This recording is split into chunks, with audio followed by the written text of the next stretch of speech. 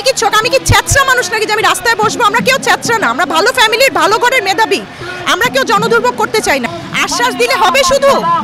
আশ্বাস দিয়ে কি পেট চলে? আপনি কি মুদির দোকানে যে আশ্বাস দিয়ে বলতে পারবেন আমাকে 5 কেজি চাল দাও অথবা আমার বিলটা ভরে দাও আশ্বাস দিয়ে? সবাই আশ্বাস দেয়।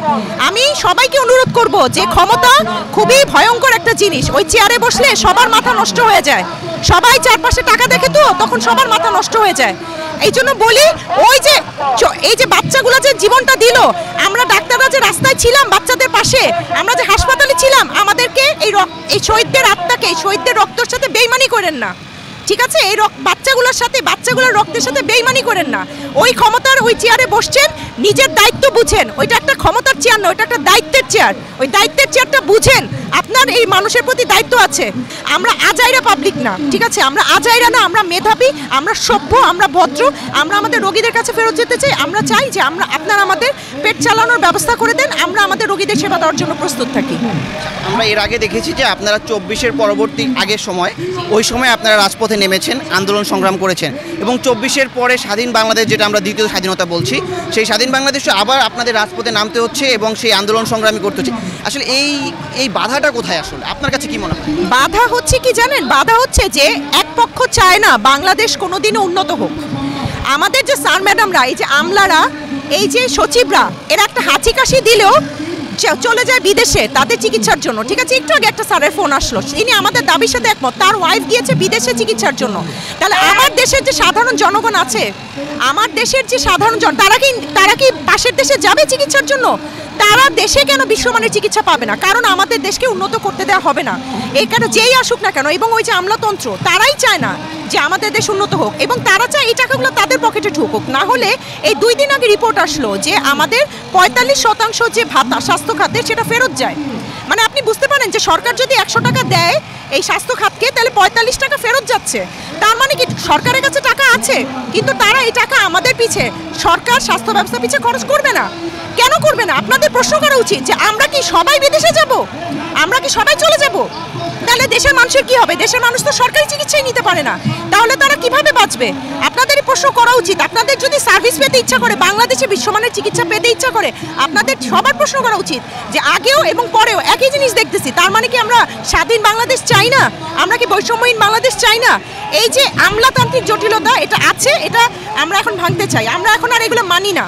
জুলাই অভ্যুত্থানের পরে আমরা সবাই রাস্তায় নেমেছি, আমরা এখন আমাদের অধিকার সচেতন, এবং আমি রিকোয়েস্ট করবো আপনাদের সবাইকে, আপনারা আমাদের পাশে দাঁড়ান। আপনারা যদি বিশ্বমানের সার্ভিস চান, আপনারা আমাদের পাশে দাঁড়ান, আমাদেরকে হেল্প করেন। আমরা আমাদের দেশের মানুষ নিয়ে চিন্তা করি, আর কেউ করে না।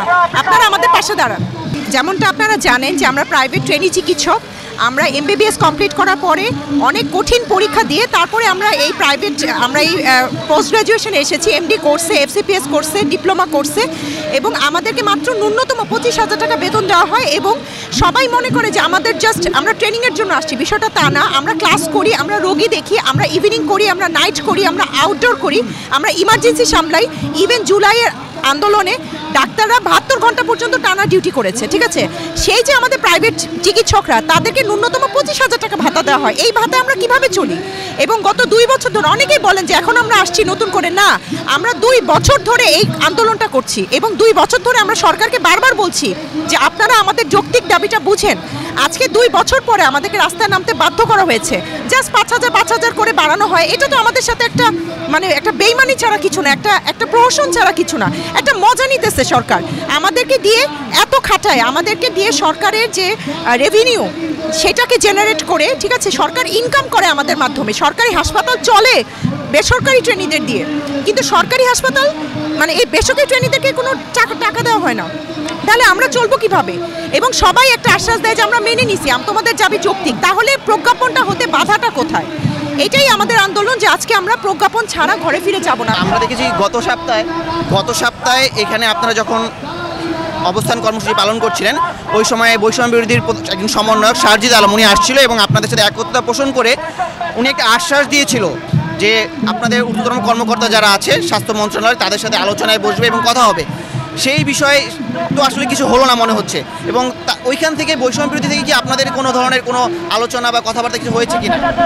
সবাই আশ্বাস দেয়, আলোচনা হচ্ছে, হ্যাঁ করব, হ্যাঁ করব, হ্যাঁ হবে, এটাই হচ্ছে কথা। আমরা খুবই আশাহত, আমরা খুবই আশায় ছিলাম তার কথায় আমরা ওই দিন রাস্তা চেয়েছি, নাহলে আমরা রাস্তা ছাড়তাম না।